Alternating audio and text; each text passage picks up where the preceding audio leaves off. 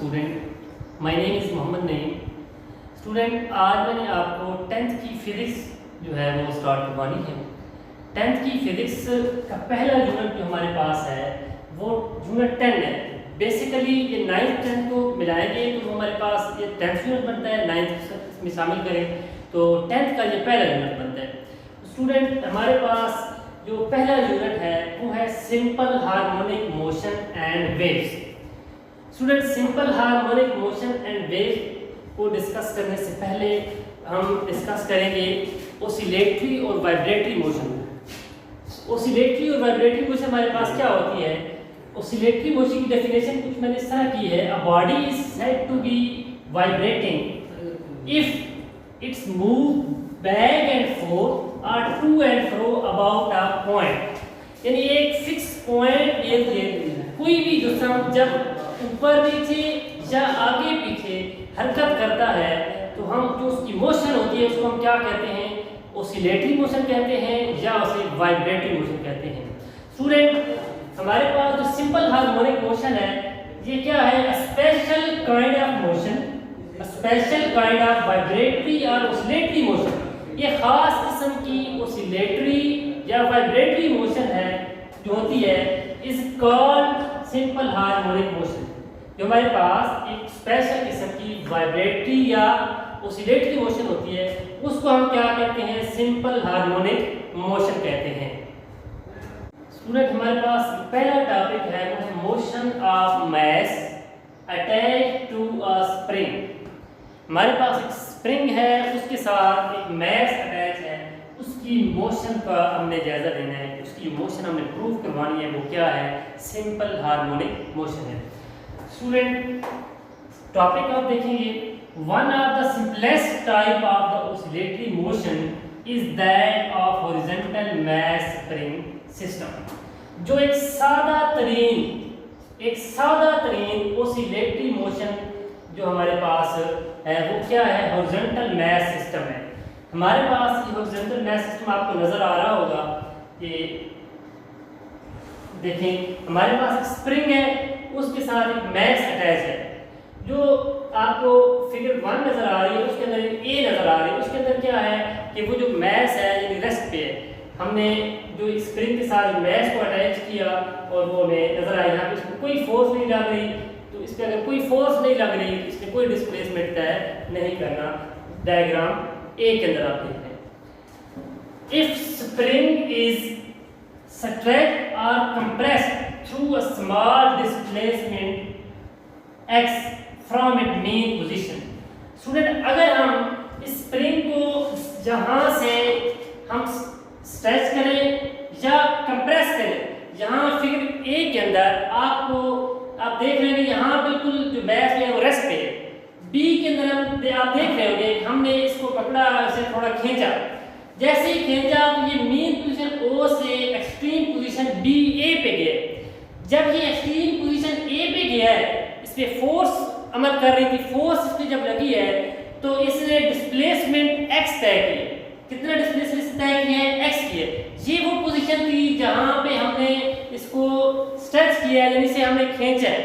और फिगर सी आपको नजर आ रही होगी, इसके अंदर स्टूडेंट क्या है कि इसके अंदर हमने मास को कंप्रेस किया है, यानी ये इसकी मेन पोजीशन है, यहां से हमने इसे कंप्रेस किया है। जब कंप्रेस किया है तो ये जो इसकी मेन पोजीशन ओ से मास जो है इस एक्सट्रीम पोजीशन बी पे पहुंच गया। ये आपको एक्सट्रीम पोजीशन बी नजर आ रही है। जब ये मेन पोजीशन से एक्सट्रीम पोजीशन बी तक गया है तो इसने कितना डिस्प्लेसमेंट तय किया है? x डिस्प्लेसमेंट इसने मेन पोजीशन से एक्सट्रीम पोजीशन तक तय किया है। जिस तरह हमने इसे स्ट्रेच किया था, इसने मेन पोजीशन ओ से ए तक डिस्प्लेसमेंट x तय किया था, सेम वही सिचुएशन जब कंप्रेस किया है तब भी इसने मेन पोजीशन ओ से एक्सट्रीम पोजीशन बी तक जो डिस्टेंस कवर किया है, डिस्प्लेसमेंट का जो हमारे पास हुआ है वो कितना हुआ है? x हुआ है। Next student, it exert a force F on मास। जब हम उसे खींचा है उसके ऊपर एक फोर्स जो है F अमल करती है, किसके ऊपर? उस मास के ऊपर। अकॉर्डिंग टू हुक्स लॉ के मुताबिक this force is directly proportional to the change in length x of the spring। यानी फोर्स जो है ना वो डायरेक्टली प्रोपोर्शनल है उसकी लेंथ x के, यानी जितनी ज्यादा हम फोर्स लगाएंगे उतना ज्यादा डिस्प्लेसमेंट तय होगा। बात की समझ आ रही है स्टूडेंट? जितनी ज्यादा हम फोर्स लगाएंगे उतने ज्यादा डिस्प्लेसमेंट तय होगा। दोनों सूरतें में अगर उसे स्ट्रेच करते हैं तब भी उसके अंदर वो ज्यादा फोर्स होगी तो ज्यादा डिस्प्लेसमेंट वो तय करेगा, और जब उसे कंप्रेस करेंगे तो तब भी अगर ज्यादा फोर्स लगा के हम उसे कंप्रेस करेंगे तो उसका जो डिस्प्लेसमेंट x है वो क्या होगा, ज्यादा होगा। तो स्टूडेंट यहाँ पे हमने देखा कि हुक्स लॉ क्या कहता है। हुक्स लॉ ये कहता है कि फोर्स जो होती है वो डायरेक्टली प्रोपोर्शनल होती है चेन लेंथ के, यानी जितनी ज्यादा फोर्स होगी उतना ज्यादा जो है वो डिस्प्लेसमेंट तय होगा, यानी उतनी ज्यादा उसकी लेंथ होगी। तो according to Hooke's law F is equal to minus kx। ये बेसिकली क्या है, ये बेसिकली स्टेटमेंट जो है ये है F is force is directly proportional to displacement. ये नेगेटिव सिंबल आपको नजर आ रहा होगा, ये हमने नेक्स्ट डिस्कस करना है, जहां मैं आपको थोड़ा बता दूं ये माइनस x क्यों है।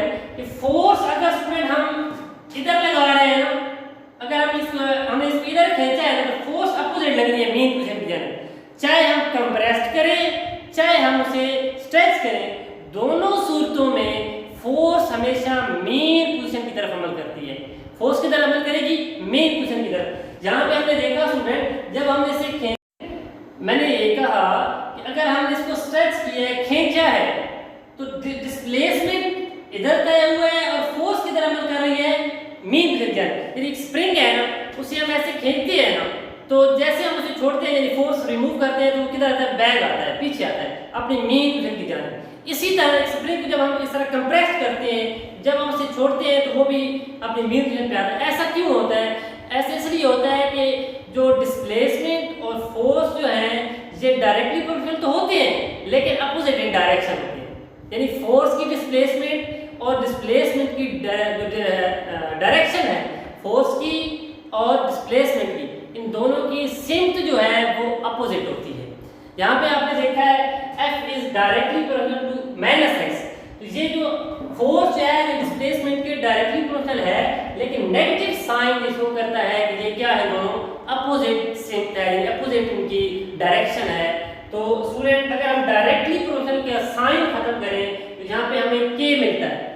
तो where x is the displacement of the mass from its mean position O, x जो है वो इसका मेन पोजीशन O से एक्सट्रीम पोजीशन A तक डिस्प्लेसमेंट है।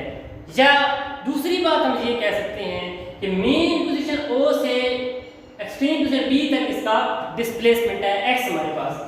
इसी तरह k अगर देखें तो k क्या है, k is the constant called spring constant. k हमारे पास क्या है, स्प्रिंग कांस्टेंट है और k की वैल्यू हमने यहां से निकालनी है कि x हम डिवाइड करवा दें तो नेगेटिव से मल्टीप्लाई करवाएं तो हमारे पास k की वैल्यू आ जाएगी -f/x। स्टूडेंट जो k की वैल्यू होती है वो हम कैसे मेजर करते हैं, वो डिपेंड करती है स्प्रिंग के सख्तपन पे या नरमपन पे। सख्त स्प्रिंग की वैल्यू ज़्यादा होती है और इसी तरह नरम स्प्रिंग की वैल्यू होती है वो जो है कम होती है। The value of k is measure of the stiffness of the spring. Stiff spring have large value, यानी k की वैल्यू स्टिफ स्प्रिंग के लिए ज़्यादा होगी, and soft spring have small k value, यानी जो सख्त होगा स्प्रिंग उसकी जो वैल्यू होगी वो ज़्यादा होगी उसके अंदर k की वैल्यू, और जो नरम होगा उसके अंदर जो है k की वैल्यू जो हमारे पास है वो क्या होगी, कम होगी। Spring force always act toward the main position. Student इसको मैंने एक्सप्लेन किया अच्छी तरह कि जो फोर्स होती है स्प्रिंग फोर्स हमेशा मेन पोजीशन की तरफ यानी वस्ती पोजीशन की तरफ अमल करती है।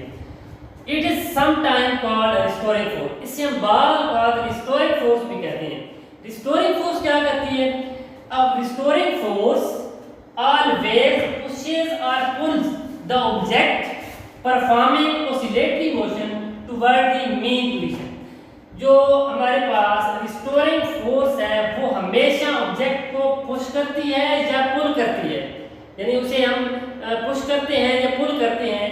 तो क्या क्यों पुश करती है, पुल करती है, क्या परफॉर्म करवाने के लिए, oscillatory motion towards the mean position की जानिब ऑसिलेटरी मोशन परफॉर्म करने। कैसे कि दो एक्सट्रीम पोजीशन हमारे पास है ना, फॉर एग्जांपल हम कहते हैं ये मीन पोजीशन है और ये हमारे पास ए हमारे पास है एक्सट्रीम पोजीशन एक बी है, ठीक है। तो फोर्स जो है हमेशा इधर लगती है मीन पोजीशन की जानिब, ये हमारे पास मीन पोजीशन है। तो जब ऑब्जेक्ट इधर पहुंचेगा तो फोर्स इधर अमल कर रही होगी, तो वो वापस जो है मेन पोजीशन पे आएगा, यहाँ ठहरेगा नहीं, फिर एक्सट्रीम पोजीशन बी भी चले जाएगा। इस तरह बी यहाँ फिर फोर्स लगेगी, वो फिर से मेन पोजीशन ओ की तरफ लेके आएगी। इस तरह ऑब्जेक्ट जो है इस तरह जो है इस पोजीशन के इर्द गिर्द अपने टू एंड फ्रो मोशन को जारी रखेगा। इसको हम ऑसिलेटरी मोशन भी कहते हैं। तो इस यही रिस्टोरिंग फोर्स का काम होता है, जो कि ऑब्जेक्ट को पुश और पुल करती है, क्यों कि उसे ऑसिलेटरी मोशन परफॉर्म करवाने के लिए। स्टूडेंट आज के टॉपिक के अंदर हमने सबसे पहले ऑसिलेटरी और वाइब्रेटरी मोशन, ऑसिलेटरी और वाइब्रेटरी मोशन को हमने डिस्कस किया। उसके बाद हमने motion of mass attach to system, attach to spring system, उसको हमने ब्रीफली डिस्कस किया। और लास्ट में हमने क्या किया स्टूडेंट, हमने रिस्टोरिंग फोर्स को डिफाइन किया। तो आपने इसके अंदर ऑसिलेटरी मोशन की डेफिनेशन करनी है, उसके बाद motion of mass attach to spring system, ये पूरा टॉपिक जो है ये आप लोगों ने इसको तैयार करना है। और इसके अंदर आपने जो है लास्ट पे जो ऑसिलेटरी हमारे पास थी रिस्टोरिंग फोर्स, उसको जो है वो डिफाइन करना है। इसके बाद हाफ जो है हमारे लिए अभी टॉपिक रहता है, ये काफ़ी लेंथी टॉपिक है, हाफ टॉपिक हम इंशाल्लाह नेक्स्ट लेक्चर में डिस्कस करेंगे। अस्सलाम वालेकुम।